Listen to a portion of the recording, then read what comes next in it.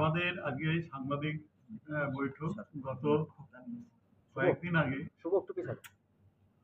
কুচবিহার ব্যবসায়ী সমিতির পক্ষ থেকে একটা প্রেস মিট করা হয়েছিল। সেখানে বিভিন্ন রকম অভিযোগ তোলা হয়েছে।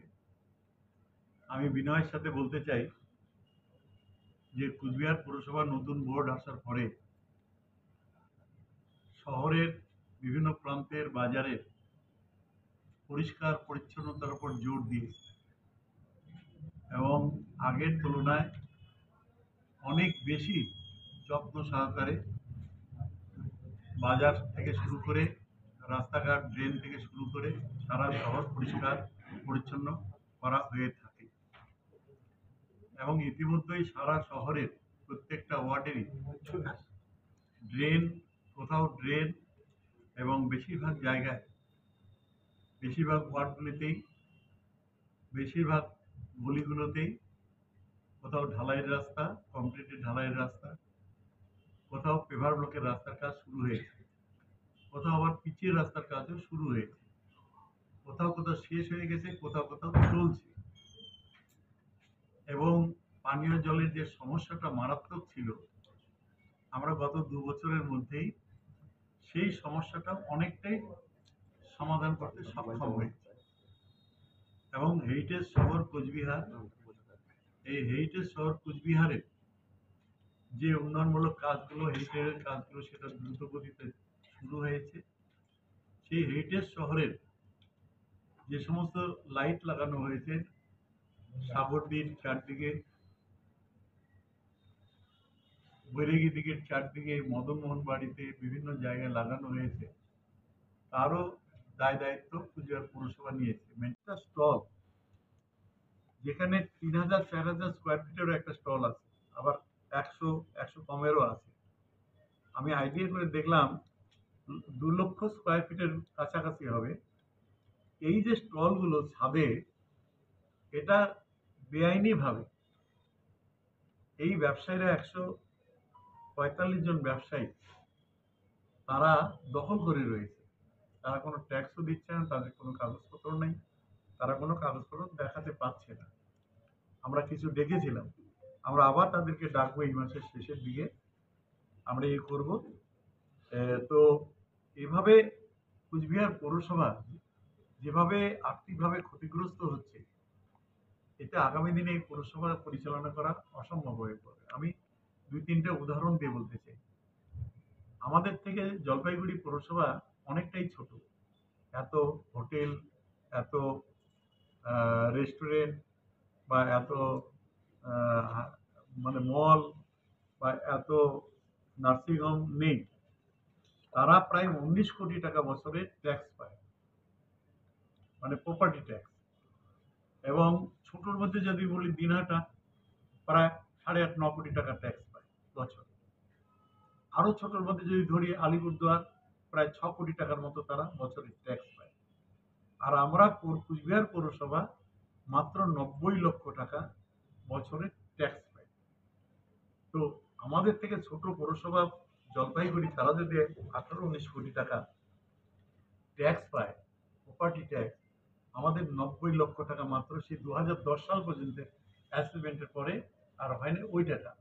আর বাকি যে বড় বড় বিল্ডিং গুলো, তারা শুধু জমির খাজনাটা দিচ্ছে। সেটা নার্সিংহোম হোক, হোটেল হোক, রেস্টুরেন্ট হোক, তারপরে মল হোক, আপনারা যত মল দেখছেন প্রত্যেকটা মল শুধু জমির খাজনা 40-50-60-70 টাকা দিচ্ছে। অথবা আর যদি সেই মলের জায়গায় কোনো সেই পুরোনো দিনের টিনের শেড বা টিনের বাড়ি থাকে, 150-200 টাকা সেটা দিচ্ছে। কিন্তু নতুন যে কনস্ট্রাকশন হয়েছে সেই টাকাটা তারা দেয় না। সেটারই অ্যাসেসমেন্ট রাজ্য ভ্যালুয়েশন বোর্ড করে। রাজ্য ভ্যালুয়েশন বোর্ড আমাদের নির্দেশে চলে না। রাজ্য ভ্যালুয়েশন বোর্ড রাজ্য সরকারের নির্দেশ এবং তাদের যে আইন কানুন রয়েছে সেই আইন কানুন অনুযায়ী চলে। এবং রাজ্য পুরো নগরায়ণ মন্ত্রক, তারা এটাকে তাদের সাথে এটা যুক্ত। সুতরাং সেই ক্ষেত্রে কুচবিহার পৌরসভা কোনো বাড়ির ট্যাক্স বসায় না। বা অ্যাসেসমেন্ট করে না, রাজ্য ভ্যালুয়েশন বোর্ড সব করে, হিয়ারিংটাও তারাই করে। তো সুতরাং অনেক বছর এই অ্যাসেসমেন্টটা বন্ধ থাকার কারণে 15 সালে যেটা অ্যাসেসমেন্ট করেছিলেন তারও নোটিশ তখন পাঠায়নি, সেটেল আপ হয়নি। ব্যবসায়ী বন্ধুরা এবং কুচবিহার পৌরসভার রাজবাড়ির পিছনের দিকে যে নাগরিকরা থাকেন সেখানে জলের কোনো লাইন না থাকায় 4টে সোলার প্ল্যান্টের মাধ্যমে সেখানে জলের ব্যবস্থা করে দেওয়া হয়েছে এবং কুচবিহার শহরে 2টো সুস্বাস্থ্য কেন্দ্র ছিল। 2 বছরের মধ্যে আমরা আরো 6টা সুস্বাস্থ্য কেন্দ্র আমরা নতুন করে চালু করেছি টেম্পোরারিলি। অনুমোদন জায়গাটা ক্লিয়ার হয়ে গেলে আমরা বিল্ডিং শুরু করবো। 2টো বিল্ডিং এর টাকাও এসে গেছে।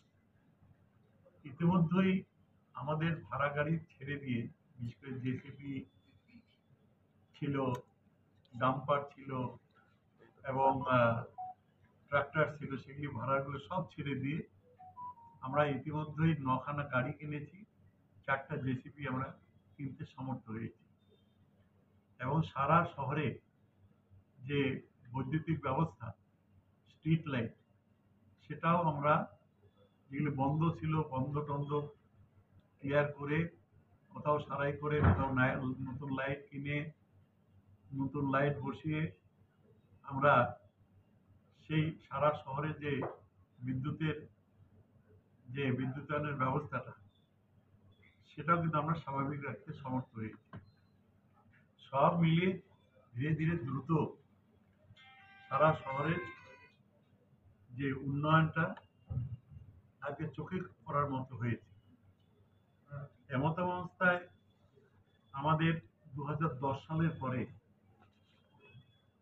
নতুন যে সমস্ত বাড়িঘর হয়েছে, ফ্ল্যাট বাড়ি হয়েছে, মল হয়েছে, হোটেল হয়েছে, রেস্টুরেন্ট হয়েছে, নার্সিং হোম হয়েছে, সোনার দোকান হয়েছে, বসত বাড়ি হয়েছে, দোকানঘর হয়েছে, মার্কেট কমপ্লেক্স হয়েছে, এর কোনো অ্যাসেসমেন্ট হয়নি। 2টো অ্যাসেসমেন্ট ডিউ ছিল, একটা 2015, একটা 2020 সালে। সেই ক্ষেত্রে আমরা 2022 সালে আসার পরে রাজ্য ভ্যালুয়েশন বোর্ড যাচ্ছে, আর্থিক লোডটা পৌরসভার উপর বেড়ে যাচ্ছে, আয়টা সেভাবে বাড়ছে না। সেই ক্ষেত্রে কুচবিহার পৌরসভার যে 2550টা স্টল রয়েছে, সেই স্টলের যারা মালিক রয়েছে তাদের অবর্তমানে অথবা তারা বেঁচে থাকতেই বাবারটা যদি ছেলেকে দিয়ে দেয়, মার নামে স্টল থাকলে সেটা যদি ছেলেকে দিয়ে দেয়, আমরা পুরানো রেটেই তাদেরকে তাদের নামে হস্তান্তর করে দিচ্ছি স্টলগুলো। মানে সেটা 200 টাকার নিচের তলায় আর উপরের তলায় 100 টাকা স্কোয়ার ফিট, যেটা চলে এসছে বোধ হয় 15-20 বছর থেকে। আর একটা জিনিস আমরা লক্ষ্য করেছি যে বাকি স্টলগুলো কিছু মানুষ যারা ব্যবসায়ী হয়তো 10 বছর, 20 বছর, 5 বছর, 3 বছর ব্যবসা করেছে, তারা একটা মোটা টাকায় বেআইনি ভাবে পৌরসভাকে না জানিয়ে এরা বিক্রি করে দেয়, দিয়ে টাকাটা নিয়ে যায়। এতে যেটা হচ্ছে, পৌরসভা লুজার হচ্ছে। এটা কোনো ভাড়াটিয়া পৌর আইন অনুযায়ী, ভাড়াটিয়া আইন অনুযায়ী কোনো ভাড়াটিয়া তার ভাড়াতে যে বাড়িটায় ভাড়া থাকে বা অথবা যে দোকানটা ভাড়া নেয়, সে বাড়িটা বিক্রি করার অধিকার তার থাকে না। সে যদি চলে যায় স্বইচ্ছায়, তাহলে পৌরসভার হলে পৌরসভা, আর যদি বাড়িওয়ালা হয় প্রাইভেট, বাড়িওয়ালাকে চাবিটা দিয়ে বিল্ডিংটা বা স্টলটা বা বাড়িটা বুঝিয়ে দিয়ে যেতে হয়। এটাই হলো পৌর আইন বা ভাড়াটি আইনে রয়েছে। কিন্তু বছরের পর বছর আমরা খুঁজে দেখলাম খাতাপত্র, ফাইলপত্র, যে এই ক্ষেত্রগুলিতে পৌরসভা কোনো পয়সা পাচ্ছে না, কোনো পাচ্ছে না। 30, 40, 50 লাখ টাকা বিক্রি করে, চড়া দামে বিক্রি করে তারা কোনো না কোনোভাবে তারা চলে যাচ্ছে। সেই জায়গায় আর্থিকভাবে পৌরসভার লোকসান মানে ক্ষতিগ্রস্ত হচ্ছে। সেই ক্ষেত্রে বোর্ড মিটিংয়ে আমরা বসে বিশেষ বিশেষ আলোচনা করে আমরা একটা টাকা ধার্য করেছিলাম, সেলামি সামান্য একটা টাকা। তারপরে ব্যবসায়ী সমিতি কয়েকবার এসে আমাদের কাছে আলোচনা করে ওটা কমানোর জন্য। আমরা লাস্ট একটা বোর্ড মিটিংয়ে আমরা আগে যা করেছিলাম তার থেকে অর্ধেক করে দিয়েছি, যাতে ব্যবসায়ীদের অসুবিধা না হয়, আর ব্যবসায়ীদের অসুবিধা হওয়ার কথা নয়। ইতিমধ্যেই আমি আরো একটা জিনিস আপনাদের বলি, হয়তো আমাদেরও টেন্ডার করে দিতে পারে, ওরাও করতে পারবে। করলে আমাদের কিন্তু 1 বছর লাগবে কাজটা কমপ্লিট হতে, বা 18 মাস লাগতে পারে, আন্ডারগ্রাউন্ড কাজ 18 মাস। বলছি দাদা, আরেকটা বিষয় আপনারা বলুন, তাহলে মানে জল নিকাশি ব্যবস্থা অনেক সুবিধা হবে। যে যারা বাজারে যারা ব্যবসায়ী আছে তারা কি সবাই কি তাহলে পুরসভা ভাড়াটিয়া, মানে কেউ বাজারের দোকানের মালিক নন? না, 2-4 জন যারা মালিক আছে সেটা আলাদা আছে, সেটা আলাদা আছে। কিন্তু আমাদের কুচবিহার পৌরসভার এলাকায় মোট 2550টা স্টল আছে। যেমন ভবানীগঞ্জে বাজার আছে, নতুন বাজার আছে, মিনি বাস স্ট্যান্ড আছে, তারপরে ওই যে ওখানে জামাই বাজার আছে, তারপরে 5 নম্বর ওয়ার্ডে একটা ছোট্ট বাজার আছে। এরকম বিভিন্ন জায়গায় ছড়ায় ছিটিয়ে 2550টা স্টল আমাদের আছে। তো এই স্টলগুলো প্রায় 20-25-30 কোনোটা 40 বছর হলো। কোনো ভাড়া মানে যে 3 বছর পর পর বা 2 বছর পর পর বা 5 বছর পর পর ভাড়া বৃদ্ধি, এটা কেউ কোনো বাড়ানো হয়নি। সেটা একটা জায়গায় ব্যবসায়ী সমিতির সাথেই 7-8-10টা বৈঠক করে আমরা কিন্তু একটা জায়গায় এসেছি। হুম। তো এইভাবেই, নাহলে তো আমরা চালাতে পারবো না। যেভাবে খরচা বাড়ছে পৌরসভার, চালাতে পারবো না। দুটো প্রশ্ন। দাদা, একটা হচ্ছে যে টানাপোড়েন চলছে। আমি এটা বলি যে একটা প্রশ্ন, তাহলে আপনি যেটা বলছেন যে যারা নতুন দোকান কিনছে তাহলে কি কিছু পুঁজিপতি ব্যবসায়ী ব্যক্তি স্বার্থে কি এই নামজারির বিষয়টা সামনে আনছে? আর মুখ্যমন্ত্রীর যে কথাটা বলা হচ্ছে যে মুখ্যমন্ত্রী না করে দেওয়ার পরও কিভাবে বাড়ানো হচ্ছে? মুখ্যমন্ত্রী, আমি বাড়ানো ভালো করে পরিষ্কার শুনুন। মুখ্যমন্ত্রী যে অ্যাসেসমেন্টটা হয়েছিল, ওই অ্যাসেসমেন্টের নোটিশটা স্থগিত রাখতে বলেছে, অন্য কোনো কথা কিন্তু বলেনি। কেউ বলছে ট্যাক্স মুকুব হয় না। মুখ্যমন্ত্রী কখনোই ট্যাক্স মুকুবের কথা বলেনি। এটা একটা বিভ্রান্ত ছড়ানো হচ্ছে। মুখ্যমন্ত্রী পরিষ্কার বলেছে যে নোটিশটা তুমি স্থগিত রাখো। উনি এটাও বলেছে, আপনারা শুনেছেন, যে পরবর্তী সময় রবির সাথে কথা বলে আমি পরে এটা ব্যাপারে ভাববো, নির্দেশ দেব। আমরা তার নির্দেশের জন্য আমরা অপেক্ষায় থাকবো। দাদা, ব্যবসায়ীরা তো আপনাদের একটা স্মারকলিপি দিয়েছে ওদের বিভিন্ন দাবি দাবা নিয়ে। আলটিমেটামও বোধহয় দিয়েছে, যদি না হয় তাহলে ওরা না। বাজার বন্ধ করবে। দেখুন, ওর মধ্যে কোনো আলটিমেটাম লেখা নেই। ওরা কিছু দাবি দেওয়া দিয়েছে। ওরা বলছে, যেটা মেন দাবি সেটা হলো যে ওদের নামজারি দিতে হবে। নামজারি বলে কিছু হয় না। নামজারি নিজের ল্যান্ড, নিজের প্রপার্টি হলে পৌরসভা তার নামে নামজারি করে দিবে। কিন্তু পৌরসভার ল্যান্ড, পৌরসভার প্রপার্টি অন্য কারো নামে নামজারি করে দেওয়া যায় না। আমরা তাকে ভাড়াটিয়া হিসেবে, একটা ভাড়াটিয়া ছেড়ে দিলে অন্য যে ভাড়াটিয়া হবে তার নামে আমরা দোকানটা ভাড়াটিয়া হিসেবে আমরা হস্তান্তর করে দিব। আবার সে যতদিন থাকবে থাকবে, তারপরে যদি ও ছেড়ে দিতে চায় আবার অন্য কারো হাতে আমরা সেই দোকানটা তুলে দেব। কোনো দোকানদারের ভাড়াটিয়ার নামে নামজারি হয় না। নামজারি বলে কিছু শব্দ এখানে ব্যবহার হয় না। এখানে ব্যবসায়ী সমিতি বারবার বলছে নামজারি করে দেয়। আমি বারবার বলছি, ভাই, এটা প্রপার্টি হলো পৌরসভা, পৌরসভার প্রপার্টি তো নামজারি হয় না। এটা ভাড়াটিয়া হিসাবে তাকে দেওয়া যায়। একটা ভাড়াটিয়া ছাড়লো, আর একটা ভাড়াটিয়া আসবে, হস্তান্তর, স্টল হস্তান্তর। দাদা, কুচবিহার পৌরসভার আর্থিক আয় অনেকটা কমে গেছে। অর্থাৎ যে টাকাটা আয় হওয়ার কথা, সেই টাকাটা আয় না হওয়ার কারণে কুচবিহার পৌরসভা বিভিন্নভাবে আর্থিক অনটনে পড়েছে। যেখানে 20,000 মতো ছোট বড় মাঝারি বৃহৎ দোকান রয়েছে, ব্যবসা রয়েছে, সেখানে মাত্র 3,900 দোকানের মানে ট্রেড লাইসেন্স আছে। আমরা পেয়েছি 2022-23 ফিনান্সিয়াল ইয়ারে, অর্থাৎ গত 23 সালের মার্চ মাস পর্যন্ত মাত্র 3,900 দোকানদারের ট্রেড লাইসেন্স আছে। এটা আমরা রেকর্ডটা থেকে বের করেছি। অর্থাৎ বাকি যারা ব্যবসায়ী দোকানদার, তাদের ট্রেড লাইসেন্স একেবারেই নেই। এতে আনুমানিক প্রায় বছরে প্রত্যেক বছর কুচবিহার পৌরসভার 3 কোটি টাকার মতো লস হচ্ছে।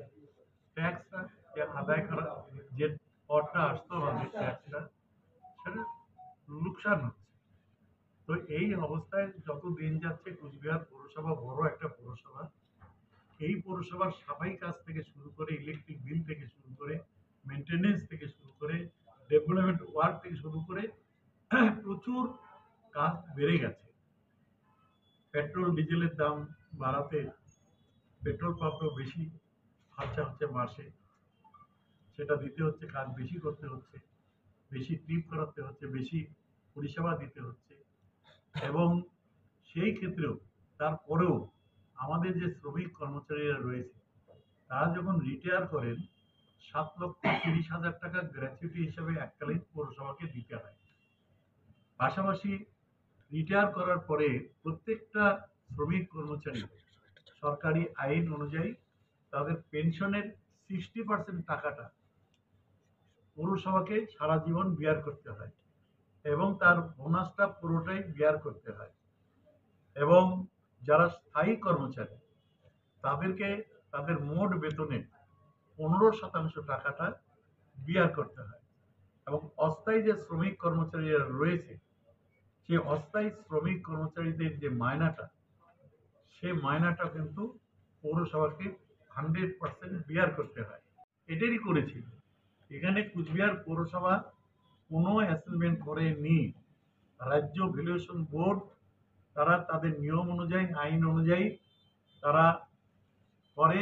এবং রাজ্যের 128টা যে পৌরসভা রয়েছে, বনগাঁ আর কুচবিহার বাদ দিয়ে 126টা পৌরসভার যে অ্যাসেসমেন্ট, সেটা আপ টু ডেট রয়েছে। তো এটাই আমি নাগরিকদের জানানোর জন্য এই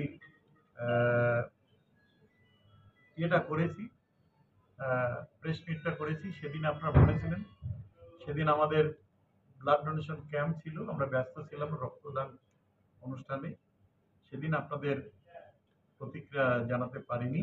বললাম দাদা, আপনারা বলে যে 145 জন ব্যবসায়ী আছে যারা অবৈধভাবে প্রায় 2 লক্ষ স্কোয়ার ফিট আনুমানিক। তাদের কি তালিকা তৈরি করেছেন? হ্যাঁ, তালিকা আছে, এই যে আমাদের সেই তালিকা। ব্যবসায়ীদের তালিকা তৈরি করেছেন? হ্যাঁ, 145টা ব্যবসায়ী রয়েছে, ছোট বড়। ব্যবসায়ীরা বলছে যে আপনারা ওদের সাথে আলোচনা না করে বাড়িয়েছেন। কোনটা? ওই যে নামজারির ক্ষেত্রে যে টাকা পয়সা নামজারি বলে এখানে কিছু হয় না। প্রপার্টিটা হলো কুচবিহার পৌরসভা, এটা হস্তান্তর। এটা ব্যবসায়ী সমিতির সাথে আলোচনা করার কথা নয়, তাও করেছিলাম। কারণ এটা আমাদের স্টল, আমাদের ভাড়াটিয়া, ওটা ব্যবসায়ী সমিতির ভাড়াটিয়া নয় তো, আমাদের পৌরসভার ভাড়াটিয়া, পৌরসভার প্রপার্টি। তো ওটা যদি কেউ বিক্রি করে, এটা তো মেনে নেওয়া যায় না। বলছি যে প্রতি স্কোয়ার ফিট ওরা বলছে যে 4 থেকে 5 হাজার টাকা করে মানে নামজারিতে ধরা হচ্ছে, এটা ঠিক কতটা ঠিক? এটা অনেক বেশি হওয়া উচিত। কারণ যেখানে 100 স্কোয়ার ফিটে 40-50 লাখ টাকা, 30 লাখ টাকা পর্যন্ত বিক্রি হচ্ছে, বিক্রি করে 2-3টা ভাগে ভাগ হচ্ছে, কারা নিচ্ছে আমি জানি না, শুনেছি 2-3টা ভাগে ভাগ হয়। তো কুচবিহার পৌরসভা কোনো পয়সা পাচ্ছে না তাতে। তাহলে এই যে কুচবিহার পৌরসভার প্রপার্টি, কুচবিহার পৌরসভারই সম্পদ, সেটা বিক্রি করে যদি কেউ নিয়ে চলে যায় টাকা, তাহলে তো কুচবিহার পৌরসভাটা আটকাবে, আর্থিকভাবে ক্ষতিগ্রস্ত হচ্ছে। তাই কুচবিহার পৌরসভার সমস্ত বোর্ড মিটিংয়ে বোর্ডের মেম্বাররা সবাই মিলে আলোচনা করে, এবং যেহেতু এটা বেআইনি কাজ হতে যাচ্ছে, সুতরাং আলোচনা করে একটা রেট ঠিক করেছি যে 40 লাখ যদি হয়, 50 লাখ যদি হয়, রোড সাইড যদি হয়, সেভাবেই একটা 3 ধরনের রেট ঠিক করেছিল। যে 2.5 টাকা যারা ট্যাক্স দেয় স্কোয়ার ফিটে, তাদের একটা রেট, 2 টাকা যারা ট্যাক্স দেয় স্টলে, তাদের একটা রেট, 1.5 টাকা যারা ট্যাক্স দেয়, তাদের একটা রেট। এইভাবে 3টে স্ল্যাব করা হয়েছিল। কিন্তু ব্যবসায়ী সমিতির সভাপতি মতিলাল জৈন, তিনি মুখে আমাদের বলেছিলেন একবার যে ঠিক আছে, 20%, 30% আপনি ধরে নেন, বাকিটা ছেড়ে দেন।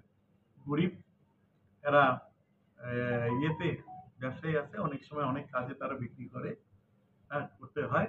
আমরা তখন বলেছিলাম, যদি এটা বিক্রি মানে কি হস্তান্তর হবে, কিন্তু পৌরসভার সাথে কথা বলে দিতে হবে, হস্তান্তর করতে হবে। কারণ যাকে দিচ্ছে সেই মানুষটা কেমন এটা তো পৌরসভাকে জানতে হবে, সে ভালো মানুষ না ভালো মানুষ নয়। কারণ কারা আমার ভাড়াটিয়া হবে সেটা পৌরসভাকে জানতে হবে। কারণ সেই ভাড়াটিয়ার দ্বারা যদি কোনো ক্ষতি হয়, পৌরসভা এটা কোনো অন্তর্ঘাত হয়, যদি কোনো কিছু হয়, তাহলে তো তখন আইন প্রশাসন শহরে, সারা কুচবিহার শহরের 2010 সালের যে বিল্ডিংগুলো তৈরি হয়েছে তার 15 সালে একটা অ্যাসেসমেন্ট হয়েছে। ওই অ্যাসেসমেন্ট বাদ দিয়ে 2015 থেকে 2020 বাকি অ্যাসেসমেন্টটা করে তারা নোটিশ পাঠিয়েছে। সেই নোটিশগুলো আমরা সার্ভ করে দিয়েছিলাম। তার মধ্যে 60 দিন সময় ছিল। যাদের আপত্তি করার ছিল তারা 6 ডিসেম্বর 2023-এর মধ্যে তারা আবেদনপত্র জমা দিয়েছে। তাতে আনুমানিক 4000-এর মতো আবেদনপত্র জমাও করেছে। যেহেতু সামনে নির্বাচন ছিল, আমরা স্থগিত করে রেখেছিলাম। পরবর্তী সময়ে মাননীয় মুখ্যমন্ত্রী মমতা ব্যানার্জি নির্দেশ দেন যে এখনই সেই হিয়ারিং এর নোটিশটা পাঠানো যাতে না হয়, স্থগিত রাখা হয়। মাননীয় মুখ্যমন্ত্রীর নির্দেশ অনুসারে সেই হিয়ারিং এর নোটিশগুলো পাঠানো আমরা স্থগিত রেখেছি। আবার যেদিন মাননীয় মুখ্যমন্ত্রী যখন নির্দেশ দেবেন তখন সেই নোটিশগুলো, হিয়ারিং এর নোটিশগুলো পাঠানো হবে। এটা রাজ্য ভ্যালুয়েশন বোর্ড এবং মাননীয় মুখ্যমন্ত্রী যখন নির্দেশ দেবেন তখন সেটা পাঠানো হবে। আর আরেকটা জিনিস, সেটা হলো ব্যবসায়ী সমিতি 8-10 বার আলোচনা করে বারবার তারা এই আমাদের পৌরসভার পরিচালিত যে স্টলগুলো রয়েছে তার ভাড়া সেটেল আপ করেছে। এবং গত 20, 25, 30 বছরের মধ্যে কুচবিহার পৌরসভা পরিচালিত স্টলগুলো ভাড়া বৃদ্ধি হয়নি। এবং প্রচুর, প্রায় কয়েক লক্ষ স্কোয়ার ফিট স্টল রয়েছে, যেগুলো ব্যবসায়ীদের কাছে খোঁজ নিয়ে যতটা জানতে পেরেছি যে তাদের কাছে কোনো কাগজপত্র নেই, তারা দখল করে বসে রয়েছে, তাদের ট্যাক্সও নেই, কোনো কাগজপত্র নেই। সে ব্যাপারেও ব্যবসায়ীদের সাথে আমি কথা বলার চেষ্টা করছি। পাশাপাশি আরেকটা জিনিস, কোচবিহার পৌরসভার প্রায় 20,000-এর উপরে আনুমানিক ব্যবসায়ী রয়েছে, স্টল রয়েছে, দোকান রয়েছে, মল রয়েছে, নানা রকম ব্যবসায়িক প্রতিষ্ঠান রয়েছে। 70% ব্যবসা ক্ষেত্রে আমরা দেখছি যে কোনো